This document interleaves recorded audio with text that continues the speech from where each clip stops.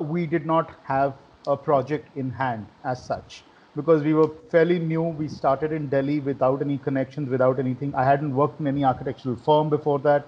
So we started with very, very basic projects. I think the starting projects were working with advertising agencies, doing 3D renders, making animations, working out exhibitions and events for them.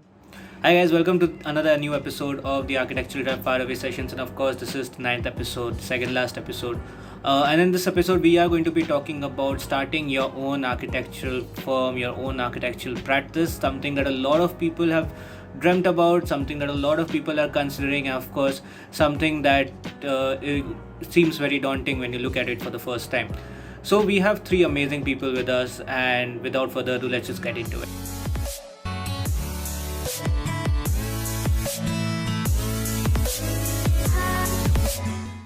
So first and foremost, we have architect Subhrajit G Mitra from Square Consultancy. Having started his firm after graduating from college, he has immense experience about starting and running your own firm, and of course, what are the do's and don'ts when it comes to building your own business. Next up, we have architect Manish Gulati from OFA Studios, New Delhi. Manifestation of Fluid Architecture, a very prominent firm in New Delhi. Architect Manish Gulati talks about starting his own architectural practice after his background in event management. And last but no way the least, we have architect Anirban Bakshi, who is the principal architect of MNC One, the architectural wing and sister concern of MNC Consultants, one of the leading structural engineers in the country. In this episode, we talk about the range of problems we all face when starting our own firm, ranging from getting clients, working with other engineers and developers, and of course, all the non-architectural aspects that come as a part and parcel of the job. So leave a comment if you relate to any of the problems and share a personal experience that you may have faced. And like last time, stick around till the end to find an architectural fun fact you had no idea about. So the first thing that I would like to start with is the whole concept of starting your own firm would be the whole aspect of choosing your partners. And I'll start with Manish over here, and I'll ask you. You are a two-person's firm. When did you decide, and how did you decide who you want to start your firm with, and why do you think that worked out for you? Okay. Indranil, we are not a two-person firm, we are a 10-person firm. We are not, we have never believed in a single proprietorship or a partnership. It's a collaboration. In fact, we are a 50% firm and we are even at times 100% firm because every person who's involved in every project of us is a partner of ours. I will start with that. So MOFA has never been or was never started or owned by one person. Yes, on papers is a different thing, but as a philosophy, it always started on the basis of collaboration.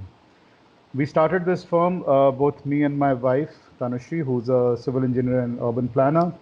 We started way back in 2002. It was not called MOFA then, but over a period of time, the name got formalized. By 2007, we were called MOFA.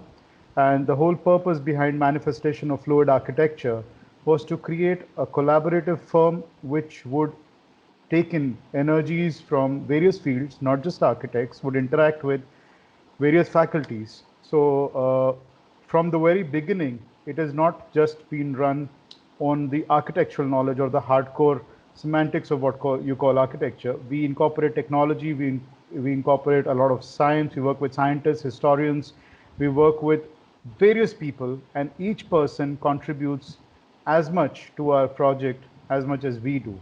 We work on a mentorship model, so we are just mentors who guide this whole process, and it's a very democratic process. Even an intern in our office has the right to take decisions, and the decisions are taken democratically. Of course, you have to prove yourself and you have to be selected and you come to a certain thing. So we believe in a like-mindedness of a thought process. And after that, the whole process is extremely democratic and very, very collaborative. So this is the basis on which we started the firm, and this is the basis that has been running for more than 17 years now. It's 2002, so now it's 18 years. We've been running on the same philosophy. So there are people who have become part of MOFA and are, even if they're not working today, they still collaborate, and they still, we are a very large MOFA family spread across the world now. And it runs like an institution. So people who are not even with MOFA, some of them, one of them is working for NASA, one of them is working for Microsoft today. some of them not even practicing architecture, are still contributing in our projects in one way or the other, even today. So that's how we work. So I'll just ask you a question in continuation to that. What I meant to say is that before in the first formation of MOFA, uh, I wanted to know about, like, obviously a lot of people came in and became a part of the family throughout the course of the journey. But Yeah. what I really wanted to know about is the initial thought process behind, taking the jump where you started a firm with your wife, where I'm guessing you didn't have so many collaborators in the earliest stages of the firm. So what was the mentality behind? Yeah. If you ask me the bare question of how the firm started, I was doing events after my SEP days. For 3 years, I was heading an event company as a creative director. We were doing a lot of events, exhibitions, and those kind of projects. And when we took a leap to start an architectural firm from there, we did not have a project in hand as such because we were fairly new. We started in Delhi without any connections, without anything. I hadn't worked in any architectural firm before that. So we started with very, very basic projects. I think the starting projects were working with advertising agencies, doing 3D renders, making animations, working out exhibitions and events for them. Starting with one small kitchen project, leading on to 3 kitchens from there, manufacturing those kitchens, design build, and slowly, projects started building. We got one intern to work with us, so it was 3 people, and from there the firm grew. We started entering competitions, and we won a few competitions one after the other, which were a lot of private competitions as well as government competitions, and the firm slowly built from there. So over a journey of 18 years, we started with 2 people, one intern, and slowly the firm grew to whatever size it is today. So that's the crux of the entire thing. Right. So, in comparison to that, if I bring that in comparison to Shubhajit sir, you guys started with 4 people, right? And now today we know that Square Consultancy in Kolkata has 2 partners who are very well known across the fraternity. So, what was that journey like, and what changed over the course of starting this firm and today? You see, I think every architect in his or her course of time wants to start something of their own. I mean, it's something that is ingrained in our basic philosophy, the way we start, the way we do our practice and everything and all. And I believe that opening a firm is not that difficult a job. You can always open a firm, but how long you're going to sustain it? Like Manish said that his firm is 18 years old, which proves the fact that he and his partner has got a basic level of understanding among themselves. And I think it is very important for the partners to have the same value perception, because we are all different persons, and we are shaped by different personalities, and we come from different backgrounds. But unless and until we can have creative differences in opinions regarding a project also, but the basic value perception has to be same. Unless and until there is a very we are on the same page regarding the value, what we value as a firm, as an individual, then no partnership can sustain for a longer period of time. To give you an example of that, what means that, you know when we started our firm, it was our everything. And I think it's a story with everyone. Now, not everybody is on the same line. Some might think that we need a work personal life balance. I might need Sunday holidays, Saturday holidays, Tuesday holidays. I will do only and we are not judging anyone on that basis. We're only saying that unless and until and your partner know that this is what you want, and you have a trust among yourselves, only then you can sustain for a longer period of time. So talking about trust, Anirban sir, I'll ask you. Your MNC one has 2 partners. One is you, and the other one is a structural engineer. So did you have an added advantage when you started the firm because one of your partners was a structural engineer? Yes, true. Like, when we started this farm way back in 2010, I was working with Tata Housing as an architect, looking after East and South. And Utpalda, my partner presently, Utpalda was a consultant to Tata Housing. So, after like after we had in many meetings, and after every meeting, we would discuss, as Shubhra like rightly said, every architect, has a longing to start his her own practice. Manish would also agree. And so if after every meeting we would discuss about the market scenario, about the projects, other developers, all those stuff. And gradually we started discussing why not say create one farm, MNC, like my farm is MNC1, which is a sister concern of MN Consultants Private Limited, MNCPL. They are pioneers in structural engineering in this part of the country, and of course they are doing projects in the north also. So we started discussing why not MNC family growing into architecture also, since they were so much present in structure. Why not we provide comprehensive services? And as I said, I was also willing to start something of my own. So gradually, we started discussing this, and in 3 months, I left my job and we started MNC1. So the trust, definitely, it's one of the prime things that you need in a partnership, because partnerships are very tough to maintain, more so for the Bengalis, I would say, because every Bengali would have 10 opinions about one single subject. Yeah. So and definitely me and Utpalda, we have our difference in opinions, but I keep saying, whenever you have a difference in opinion, because that happens with my parents too. So, yeah. And my wife too. So, if I can have difference of opinion with my parents, I can have difference of opinion with anyone in the world. So maybe why not my partner? So I keep telling him, and both of us, keep talking to each other. Like whenever we have difference in opinions, just talk it out. Whatever you have in mind, just speak out, and don't have anything inside. Just if you want to just have a blast, just have that, settle it. As like Manish said, let's democracy prevail, and at the end of the day, whatever is justified prevails. That's it. And so, do you guys have any discussions about the philosophy or where the firm is heading? And is there an equal judgment between two people? How do you settle disputes mostly? There is no philosophy. You don't write down. It's very funny. People keep asking, what is the philosophy of your firm? Do you think an architect sits down and writes down 2 pages of philosophy and then uses that for the rest of their life to follow it? No, it doesn't work that way. Philosophy Absolutely. gets formed every day of your practice. You have a vision. There is a vision that you kind of write down, or you kind of put it across. We wrote that vision 18 years ago, and that vision is a thin cloud. It's not a definite line. It's a sketch.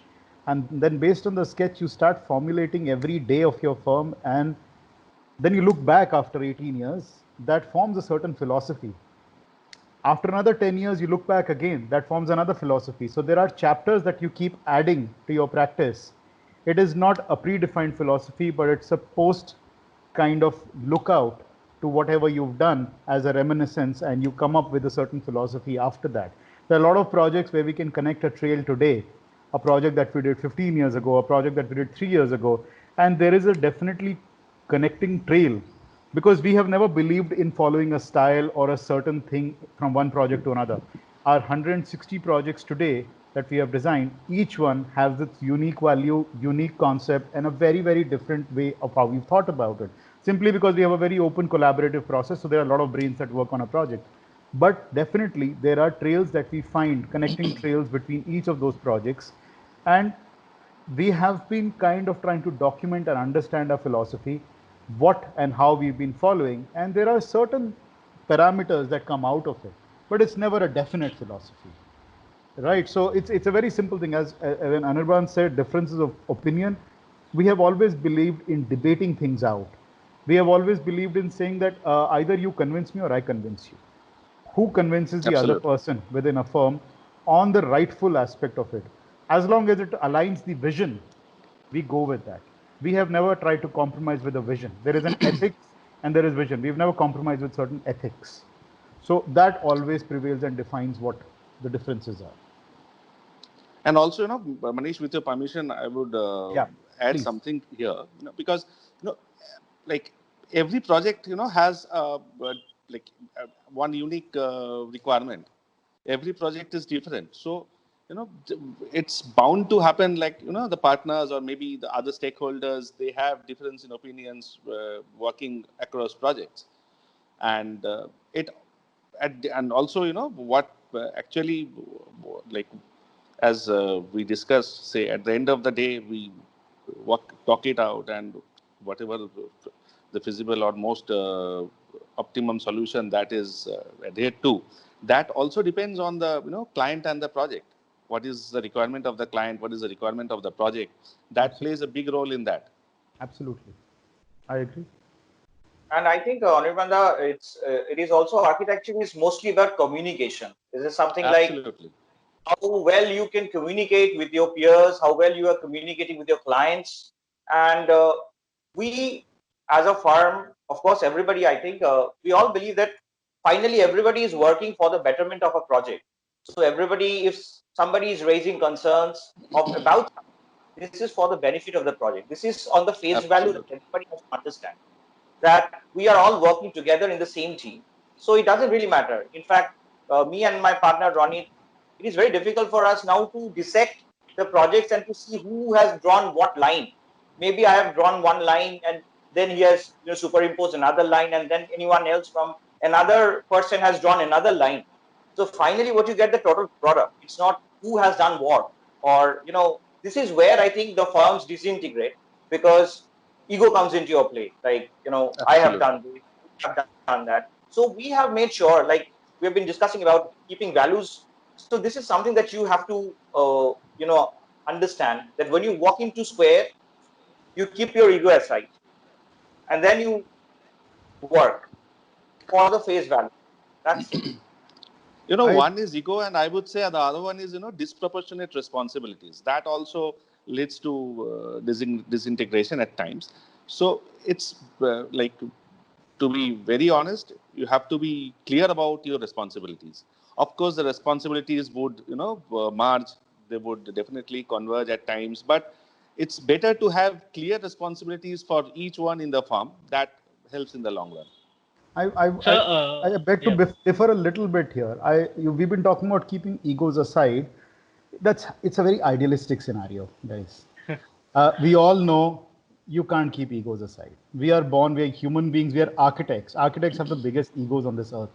So to say that we are keeping our egos aside before we enter the office is not a completely true statement to our own selves. But it is to say that yes, we have egos, we embrace it, we accept it, but at the same time, there is a vision, there is a longer vision, and let the egos clash in a more intellectual manner, in a more negotiatory manner. And I would say architecture is more an act of a negotiation rather than communication, where you negotiate with each other, where you negotiate with each other's egos, and let every ego prevail. If that ego helps in getting the project its value or a better shape, then why not? It is a power that one has. So rather than trying to control it, it's rather to distribute it and balance it in some manner. And that is somewhat one believes in, that if you have to, because architecture is not an easy profession in this country to survive with. You have a lot of stakeholders, starting from the client. I'm sure the developers that you deal with, they do not, give you much say as an architect. And we work with developers, and there's a reason. There are too many stakeholders in an architectural project. So if you have to lead, if you have to kind of be the leader and the coordinator in terms of getting something done, you cannot keep your ego aside. It is your power. But yes, to control that ego, to balance that ego, is what we all architects need to learn. I'm sorry, I don't want to go out of line there, but I No, somehow feel that we have never tried to control our egos. We let our egos come in, I think and that becomes an attitude of the firm. balance is the most important word here. It's Yes, like people have that is different ways of dealing with a particular problem, right? yes, I mean, we have been thinking about this. You walk into a site and you say a certain solution, and then the other person comes in and gives another solution, or the developer or the client doesn't want to listen. So then it becomes how well you're able to manage it. Whether it's your attitude comes into your play, or maybe you are very forceful as a person. You can just drive away others with your visions and with your own ideals and everything. Or otherwise, you can, rightly as you said, we can negotiate in a art more of subtle way. negotiation. Architecture is an art of negotiation. How So well you basically, negotiate. optimization of everything. Yeah. So yeah, true. Right. So I'll just direct a question to Anirban sir based on the responsibility aspect of things. So do you think it's important or it's easier to have partners who are handling, let's say, two different parts of the process of architecture compared to maybe, let's say, two people who are handling and are good at like the similar parts in the process of architecture? And to elaborate, I mean, is it better to, let's say, have someone who's looking into the pure design aspect of things versus someone who's looking into the pure execution aspect of things, or is it uh, more difficult having two designers or something like that? See, you cannot have everything in life as per your requirement.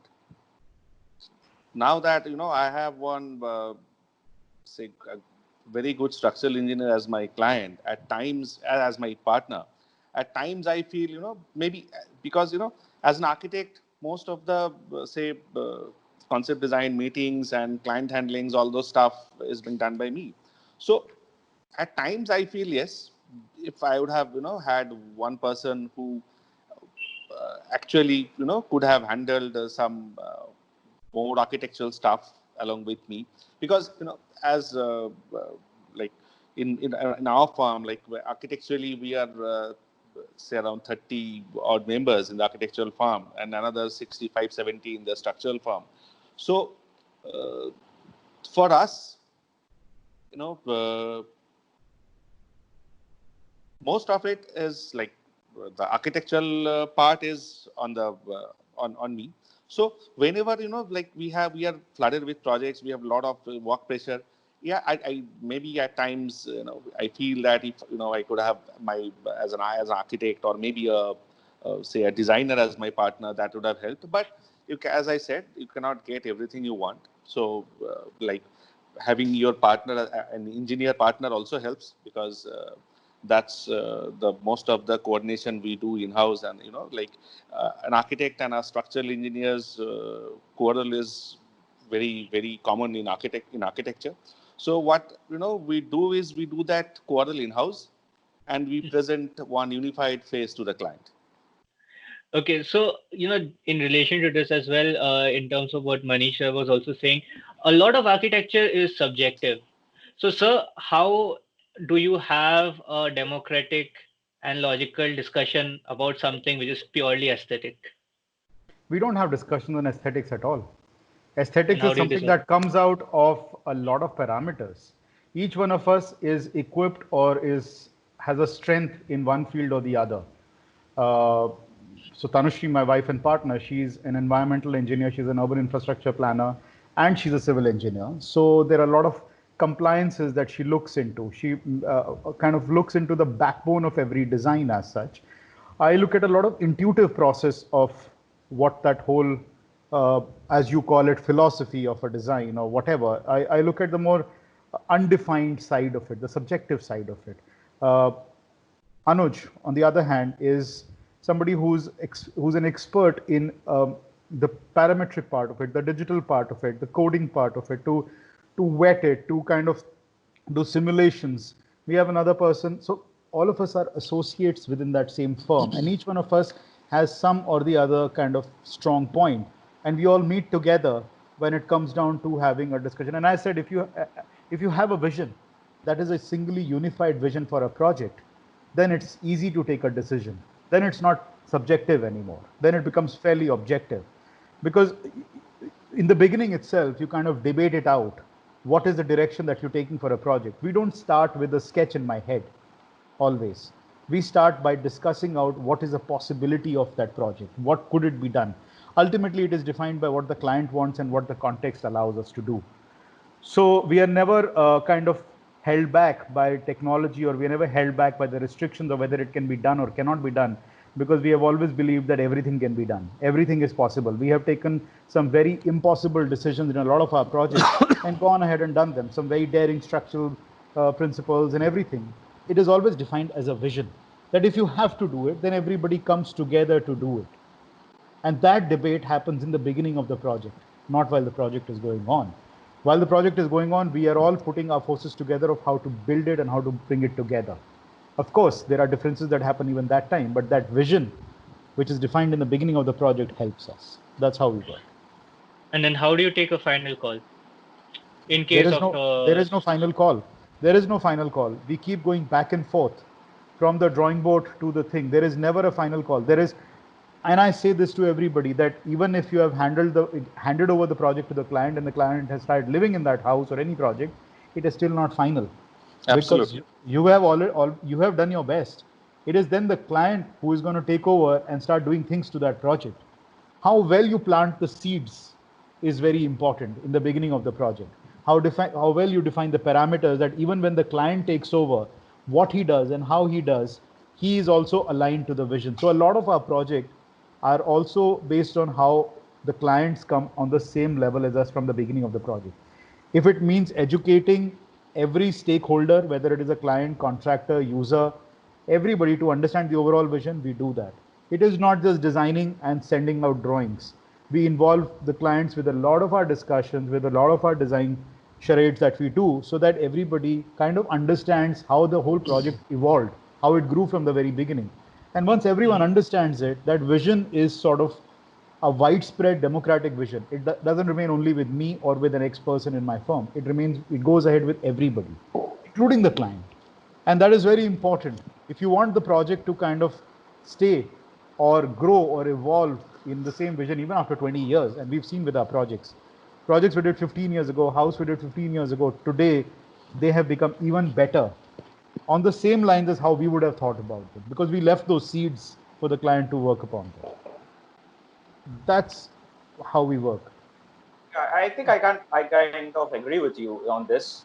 And over my experience in this field, what I think is that, architecture, unlike many other forms, it's basically an applied field. So unlike a painter who can paint and keep the painting for himself, the architect can't just design a building and keep the building for himself. Absolutely. So there is a basic difference. Whenever architect wants to create something, he needs to have a patron. He needs to have somebody who pay for it, and Yes. he will definitely have a stake. Yeah. So it is very important uh, to make them understand the values that you are seeing. That you see, the basic problem where architecture and we completely say that people don't understand us, Yeah. and the question is why? Why don't people understand us? Because when you make a building, they see the physicality of the building. Yes. But if you're able to explain them the process, the intangible things, how the light comes, how the environment is different, how you're making this project. It's not about the walls and the ceiling. Everybody can make that. So why? What is the role of an architect in making that building? So that dissemination I, of information is required. I don't know whether you can explain intangible to every stakeholder, but yes, we've done a lot of open debates. We've done housing projects where we have presented the design to all the residents, the future residents. So we were doing this project in Delhi where an old housing had to be reconverted and redesigned with more FAR. And once we prepared our designs, after 6 months, we did a public presentation to all the 800 people who were present out there.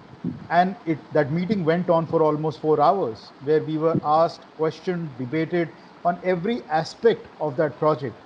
And everyone came on to that same vision. And we have done this multiple times where we do these public presentations to a lot of stakeholders of our project, especially in the public projects that we do. We open out the design to the public who's going to be using it and say, okay, give your feedbacks. Give us what you think about it. And it is not the intangible we discuss. We discuss the tangibles. We discuss road, water, electricity, basic needs, because everybody wants that. Everybody wants a better life. Of course, you have the skill to give a better life, to get ventilation and light. That is what you're trained as an architect. But to fulfill basic needs of the people who are the stakeholders in the project is very important to sit with them and to discuss all of those things. The economy is also a driving factor, and we are learning to speak to their language as well. You have to, when you are talking about a project to a developer or something like that, you have to understand their value systems as well. Like on what ground they're asking a question, or on what ground they are raising a query. And so it's basically an optimization of all the factors that you You come to a can't work conclusion. in a box. Basically, you have to break that box and you have to step out of that your own box and every stakeholder is part of the design process. So I think we'll just take a step back and again try and understand the initial process of starting a firm. So with Subhrajit sir, one of your breakthrough projects was designing a pandal during the early stages of your firm, and then you guys had already started a firm soon after completing your masters. So when and how did you take up this decision that starting your own firm is something that you would want to do? I would say that, what happens is sometimes when we started our firms, I was barely 22, 23 at that time. I also never worked with anyone else, only did my training. And it was, I would say, looking back, it was more of an impulsive decision. I won't assign a lot of philosophical, interference with that. What we often do is that we take a decision and then we try to, sort of load it with some philosophical disseminations and try to say that I have done this. No, I didn't. But over the course of time, we have evolved.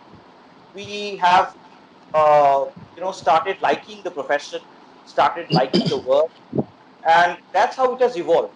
So the decision, yes, of course, we wanted to do something of our own, that was there. But then as we went on in our course, we started learning so many things, and architectural design is just a part of it. You have to do so many things as when you're talking about architectural entrepreneurship. You're talking about marketing, you can talk about sales, you can talk about R&D, the research and development. You're talking about the accounts, the finance. You're talking about the legalities. There are so many other factors. So as you go on, you keep on learning, and if you're enjoying your role as an architectural entrepreneur, then only you can sustain. Otherwise, you'll at a certain point of time you might get frustrated, or you might say that this is not my cup of tea. Because I strongly believe that if you want to design, and if you are kind of a person who just designs in a cocoon, probably architectural, either you will need a partner, or you have to do work in some others company, because architectural design, architectural entrepreneurship is more than architectural design. It has so many other aspects as well that you have to take into account. Right, Absolutely. especially bringing it to Anirban sir, since you were working in a different firm before you started your own firm, what are some key like key skills that you've learned from there which helped you when you started your own firm? And would you recommend doing that to other people who are looking to start their Of own course, firm? number one is communication. When I, as I said, I was working with Tata Housing, so my years in Tata Housing actually had taught me how to communicate with people, how to communicate with say different level of stakeholders, right from my MD to the contractor who's working at site, and this matters. This actually this matters a lot. This communication, and of course. When I decided I leave my job, things were not that easy. Like architectural practice in India is very tough, as Manish said. Everyone of us knows that it's not that easy a subject to practice in India, given the circumstances we work with. So it was not a easy decision to actually leave a job with Tatas and start my own business. So, for me, it was pretty simple. I just had to, calculate my minimum monthly expenses since, like, I was already married and I had a kid. So I had to, I'm living with my parents. So I had to, figure out my minimum monthly expenses. This is something that I need to earn, and if and whatever I'm earning presently with my job, over that I can just forget that for the time being. So that's the leap I took, and I was maybe lucky enough, since I, my my venture was with one of the existing firms in Kolkata. So when I started, I was lucky enough to have 2-3 projects with me when I started. So, sir, was it difficult to move on from a fixed income to a variable income situation? See, moving from a fixed income to a variable income is definitely tough, but the tougher aspect is you are actually moving on to the opposite side of the table. You know, earlier I was the client with my architects, with my engineers. I was the client. So all of a sudden, just I changed my position and I came to the other side of the table. So that was more tough, I would say, not the finances. Right. I'll actually extend the question to Manish when you said that during the earlier stages of the company, you didn't have a fixed plan of your projects. So obviously for a lot of people, the finances of it are an important aspect. So how did you manage and what kept you motivated during that part where you didn't know what the future was going to be like? Indranil, you don't always do things for money. You have a bug inside Was you, I would say, a Absolutely. bug of being an adventurer. I remember when I started with the events world, within the first 6 months, I had become the creative director and I was earning a big fat corporate check every month. And I was only 23, 24 at that time. And being that kind of freedom, within the 3 years, I was earning a salary probably 6 times of any architect at that time, having my own car and everything.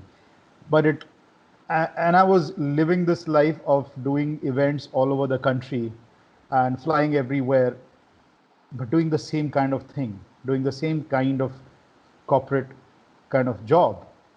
And it got on to me. That sense of being an adventurer, of what I learned in SEPT, of having that stress of architecture, of having your building built, the life became too easy at that time. And I was too young to have that easy life. So I took a decision it was not based on finances at all.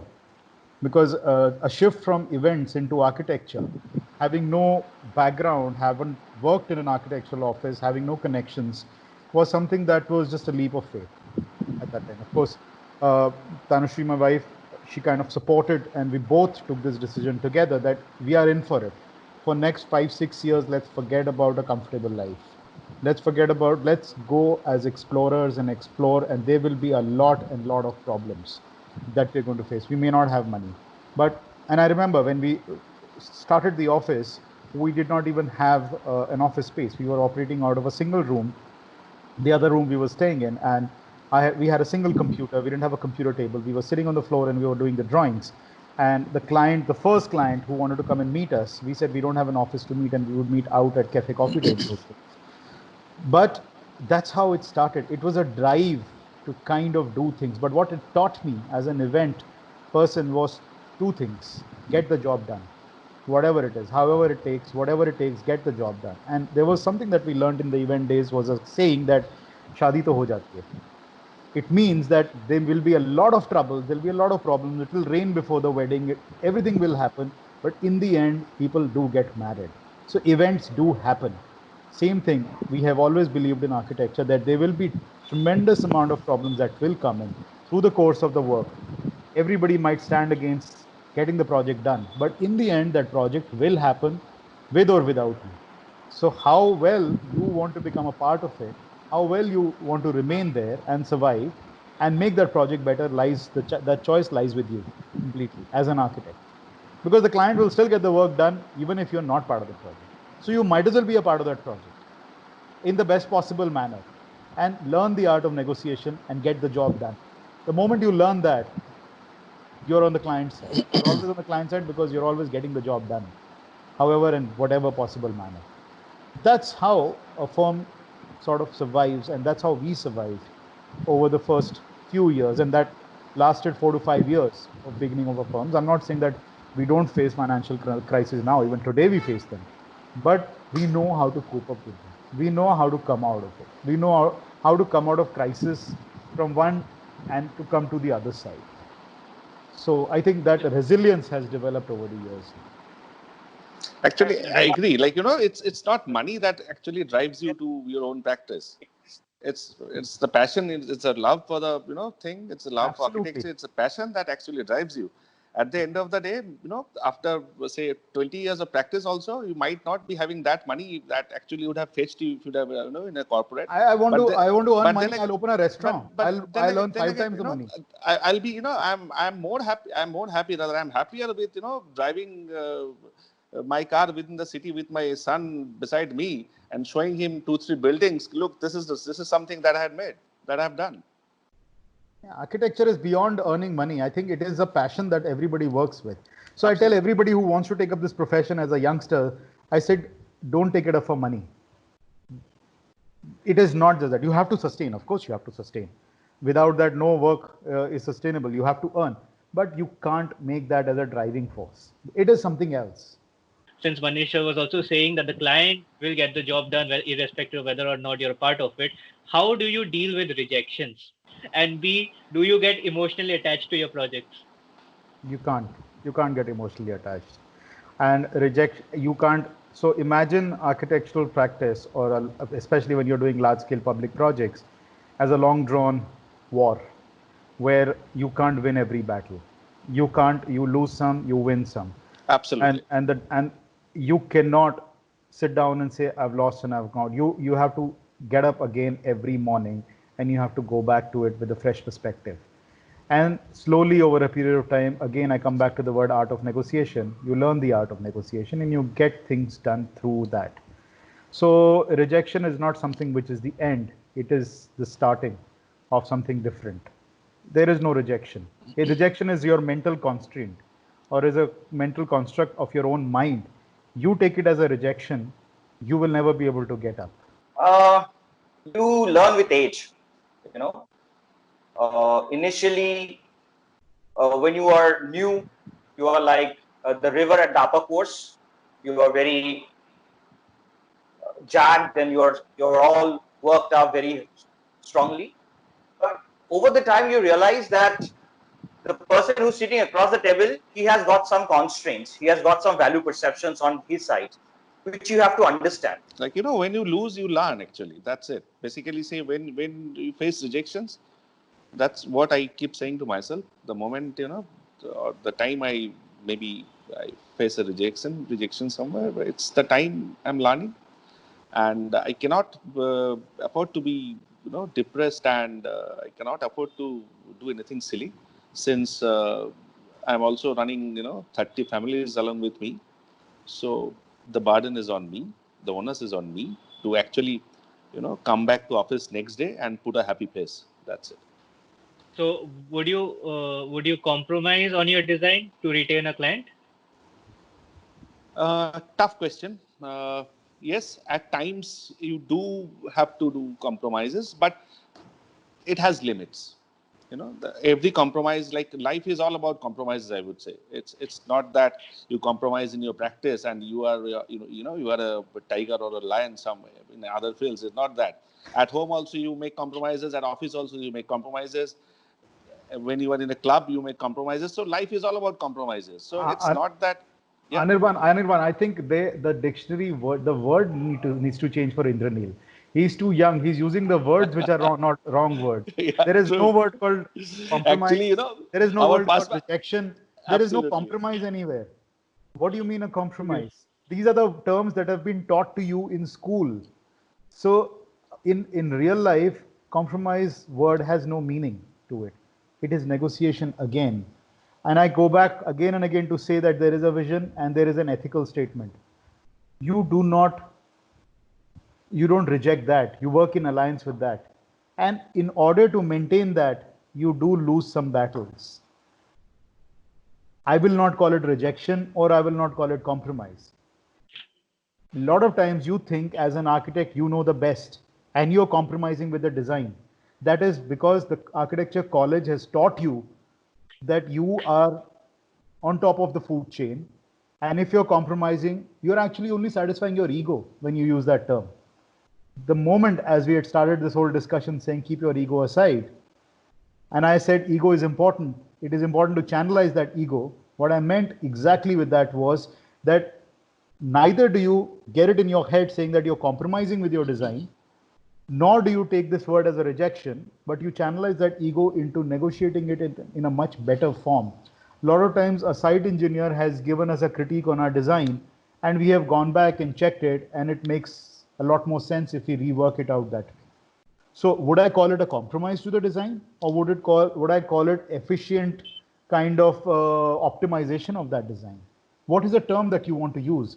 And it totally depends on you as a person whether you want to call it a compromise or you want to call it optimization. It's because the college has taught you that no, you cannot compromise with your design. That's why that word is stuck in your head. I think that word needs to be removed. It needs to be changed to optimization and not compromise. And you can practice meditation also. It is sometimes it's helpful. I don't do any meditation. I get into the middle of the war and I work with zero meditations, zero emotional attachments. Like a surgeon, I look into my designs. Yeah, Very, I very, think very I objective. think very important point. Once you are complete with the project, then you have to come out of it and look it from an objective point of view. I think sometimes what happens is when you keep on working on a particular problem, you tend to get very emotional involved. We are all finally very emotional persons, and we get very emotionally involved with a particular project. And then anybody says anything about it, you are very touchy about it. Why somebody says that this red is not looking good, you said you don't even have a slightest idea about what the thing is, and it goes like this. So you have to play your part in this as well. Try to minimize and relax and understand that everybody is there. The world is different than what it thinks, and this And is where I think architecture should be learned from school only. Little bit of subjects, so that the person who's actually on the other side of the table also knows a little bit of what you know. Because unless and until you speak on the same language, it's very difficult to convince someone else across the table. You talk about form, symmetry, and all these things, and they say that what gibberish are you talking about? So this is where I think there is another problem comes apart from the functional and the tangible part of projects, which are more easily in your understanding. deal with the tangible, and if you have the ability of putting the tangible together in a best possible manner, then you automatically are a good architect in terms of doing with it. Stop dealing with the intangible, because the first thing to take care of in every project is to deal with the tangible, the basic requirements of every project. Do that efficiently. Put the machine together that works. How beautiful that machine is lies on your skill set. But first get the machine running. If you have a beautiful machine that does not run, it is of no use. It's as simple as that. To start your own practice, you have to be an administrator at first. You're, Not you're an only administrator every day, Anirban. Yes, you have to be an administrator, and you have to be a good administrator. So you need to be aware of what you want to do. You need to be aware of the laws of the land. You need to be aware of accounts. You need to take care of every stuff to start with. So you need to have those skills also apart from architecture. I think Anirban, I think I can understand that from where his question is coming. What happens in our schools, the way we are taught about the design. The jury Yes. comes in and gives a presentation and says, "Oh, you have done this. You just just stack it up," and then in the entire presentation, all you have to do is to defend yourself. Now you have very limited knowledge about what to do, so you keep on depending on a particular way, and this is how you I know, think you know, where the Shobha, problem comes. I'll just intercept once. Throughout my life in JU, I was pretty confused about something. That is, every teacher, every jury member would come and tell me, or rather show me something that I shouldn't do. Everyone would tell me, you shouldn't do this. This is not done. This is what you have done is not, the way to do it.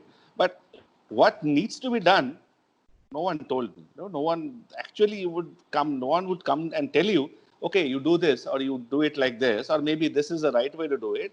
It's always the other way around. They keep saying, no, this is not done. No, this is something which we don't do. No, this is, you messed it up. So that's one part of the I story. think that fault lies in the DNA of the Indian education. It is not just True. the architecture college, it is also the Maybe. school education, it is all the Yes. parents, and now everybody thinks we are so defensive about everything. And the college only reinforces that insecurity. It does not remove the insecurity, it makes you even more defensive about what you don't know. So rather than learning new, rather than accepting that I don't know and I must learn, I'm defensive about the fact that I don't know. And I'm always defending that coming out from an architecture college. So somehow this whole education system needs a revamp. And thankfully some good revamps have happened yesterday or day before. New Yeah. education policy has come in, and I hope that that is going to change the way kids start thinking. We need to produce leaders, not followers. We've been producing only Absolutely. followers and not leaders. And if everybody becomes a leader, everybody in a firm, I am telling you, it is like a samurai warrior. When a samurai clan goes and attacks, nobody is a follower. They all are leaders. And they all think independently, but they all think with the same vision. Every samurai warrior has a single vision, but they are all individuals. That's how we need to work. That's how we need to think about things. Then we will not be insecure. Then we will not go back and defend things that we don't know. Then we would be more accepting, and we would have this mannerism or this whole negotiation of where we can go out and do and achieve whatever we want to do. So, sir, just to continue on the whole conversation of where everyone needs to be leaders, uh, do you also agree? Do you guys also agree, and any others can also join it, that almost everyone can and maybe should start their own practice at some point of time? Not necessarily. I don't know about should. Should is something very difficult to answer by any one of us. But can, yes, anybody can. Yes. Yes, sorry, Anirban, I just interjected. No, yes, it depends on the individual. So, yeah, everyone can, of course, and should. I'm not sure. I don't want to answer that. But yes, as I have come across till now, architects do have something in the belly, maybe to start their own. Most of them. Finally, it's your life. You are free to take whatever decision that you think is best for you. It doesn't matter whether you're an architect, whether you're a doctor, whether you're a sweeper or whoever it is. If you think that this is what I want to do, this is what it serves me most, that is what I think you should. And if you can, earn your living by doing something you love, there's Yes. nothing like that. There's nothing There's like nothing like it. I think the question is more about whether you want to be an entrepreneur or not. Starting your Right. own practice is, it could be architecture, it could be food business, it could be what you are doing. It's about entrepreneurship versus working for a firm. I think the question you mean is that whether everybody should become an entrepreneur. Right. There are risks, pros and cons on both sides, and it's a choice that you make. The moment you're an entrepreneur, you have to, as Anirban rightly said, you also have to become an administrator. You need to know everything. You are not just an architect, you're not just sitting in your cubicle and designing, you're also taking care of finances, economies, you're taking care of systems, you're taking care of a lot of other things. Whether you want to do that, whether you have an aptitude to do that, is your own personal choice. So to be an entrepreneur versus somebody who wants to live in a comfortable kind of environment where you are getting a fixed salary, it's a personal choice. That's why True. some people start a practice and some people, follow a practice.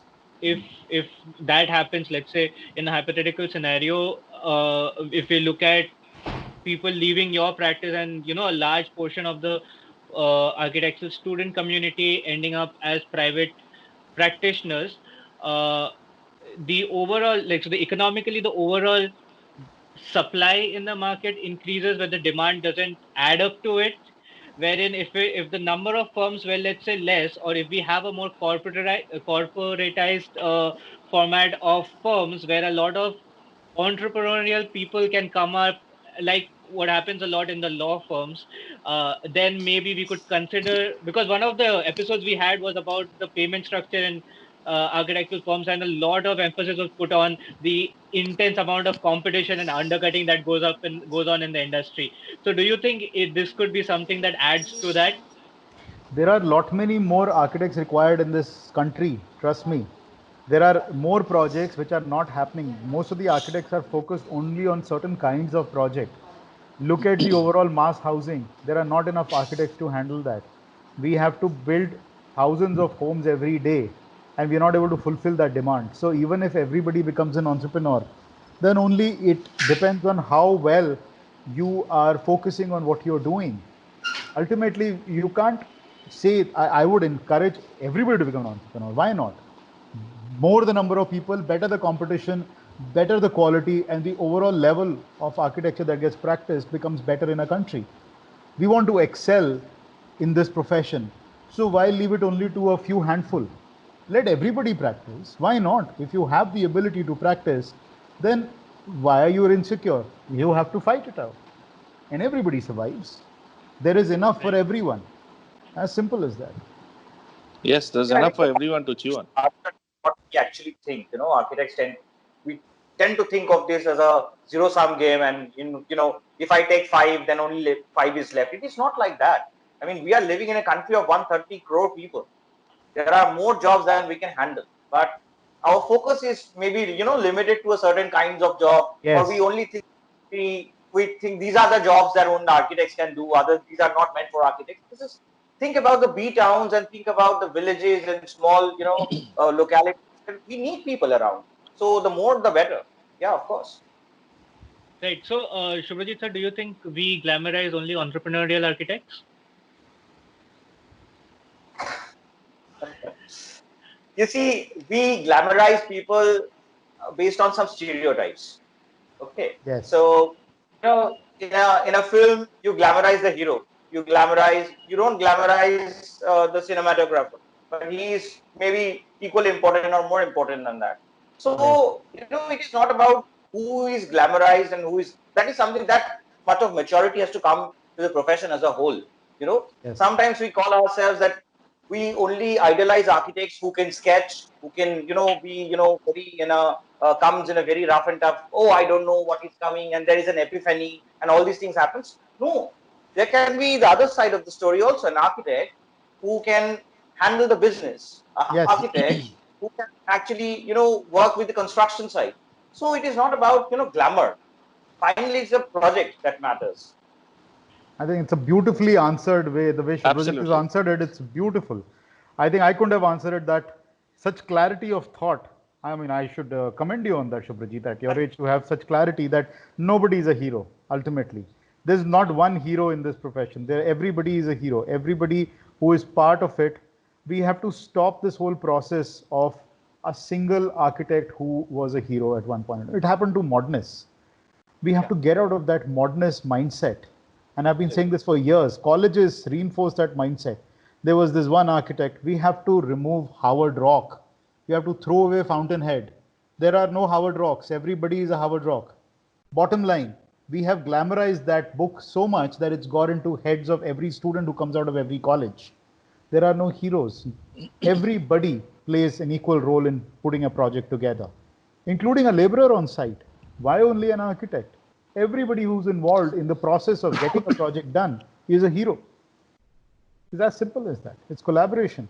As faster we understand collaborative processes in architecture, the better chances for us to survive.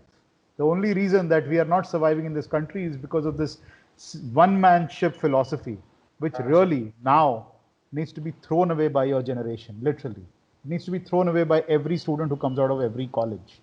First book you throw away is Fountainhead. It's not valid anymore. It is fairly evident in the fact that from a time where we had ABC Plus partners and ABC Plus associates, three of the people we have today in the panel, none of them have their names on their firms. Exactly. So, but at the same time, I'll ask Anirban, so this, do you think the architect is bigger than the firm? Not really. Because at the end of the day, it's a teamwork. It's a teamwork that matters. And when you deliver a project, there could be 10 people in the farm, 10 people at the client's end, another 20 or 30 at the site who actually makes the thing happen. So it's all about a teamwork, and it's not a single person's job. Indranil, you Right, asked the sir. same question. You asked the same question in a different manner. You just Yes. packaged No, it so differently. Yes. no, the reason behind that is it's a leading question to a different question, and the question is that understanding everything that you guys have said, the Pritzker Prize is still given to an architect and not a firm. Maybe they should just remove Pritzker from now on. Maybe they shouldn't have a Pritzker. Why not? Give it to a I'm firm. sure. Don't give it to an architect. Give You it to a know, body of But work. if you look at the science, the research that is happening, there was a time when somebody discovered oxygen, somebody discovered hydrogen, and now can you tell that only one person discovers a particular thing? I don't think so. It has become Yeah. a collaborative job. With Yes. more knowledge, it is impossible for a single human mind to comprehend the entire thing. So we have True. to be mature enough to learn that. Indranil, tomorrow you might have AI coming in and taking over things. Who do you give credit then? Do you give credit to a person, to the mind of the computer? It is going to become more and more collaborative.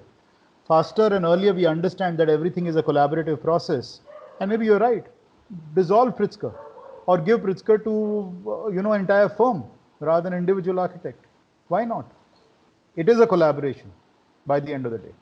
It also brings us to the end of our time, and so to end this session, I will open up a single question to all the panelists over here, and you can all have all of your answers over here. So the question is, do you think it is ever too early or too late to open your own firm? A, and B, what is that one line of advice that you would give to a person who is a student probably, or anyone who's currently on the fence trying to decide whether or not they should open their own firm? See, I would say, there's no fixed age to start your own practice, but definitely, as you grow old, there are limitations to your, like, of course, many would say age is just a number, but then again, you develop certain limitations. So it's better the early you start. And then again, I am saying there's no age. You can start at 25, you can start at 55 also.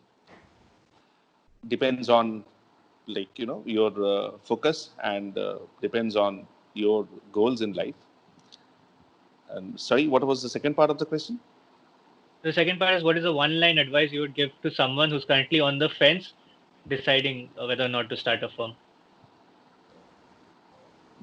One line would be patient with your client. That's it. And Manish, what about you? There's no formula, Indranil. There's no formula to start the firm, when to start the firm.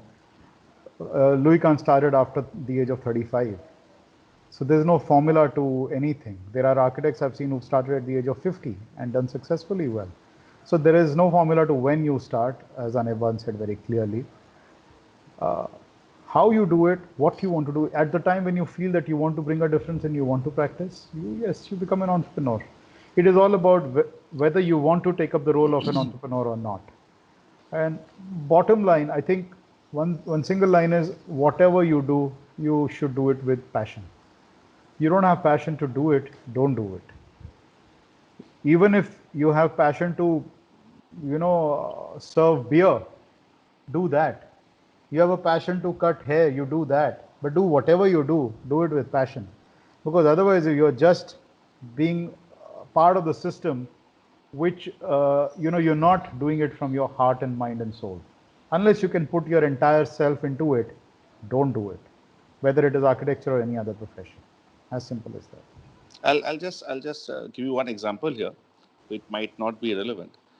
I think you, like, the Bengalis definitely know. We know about Piyush Kanti Ganguly, who was a renowned Rabindra Sangeet singer. So he recorded his first cassette. He recorded his first disc at the age of 42. And all his life before that, maybe from 25, 26, he was a stage performer. He used to be a stage performer. He never did a playback. He never recorded something. At the age of 42, he recorded one cassette. And his idea was, when he was asked why he did that, why he waited for so long, he said, I feel when you sing Rabindra Sangeet, your voice actually matures after 40. So that's the time when you start recording. So that's his belief. So just do what you believe. That's it. Yeah. I think the question is not when. The question is why. Yeah. Why do you want to start a firm in the first place? Yeah. Often, sometimes, you have to be. What happens is, you have to be brutally honest with yourself. What is that you want? Yeah. Like, is the boss is too messy? Is he scolding you a lot so that you want to go and start a firm of your own? Or you really want to do something of your own because you believe that working independently unleashes your best talents? So it is a question of why. Most of the time we are self-deceptive. I'm saying this because a lot of people over the time has come over to me and asked me for advices. They have worked in different firms, young children, and they have said that I want to do creative work. I said that our firm does not only do creative work, we do also some works which you will not like. So what you see from the surface is not always what is there inside. Everything has its cost. Everything has its effect on the overall aspects of life. So you have to understand. You have to ask yourself that why you are doing this. What is the reason why you want to start a firm? Once you're clear with it, I think then the age does not really matter. I mean, you can handle it. Right.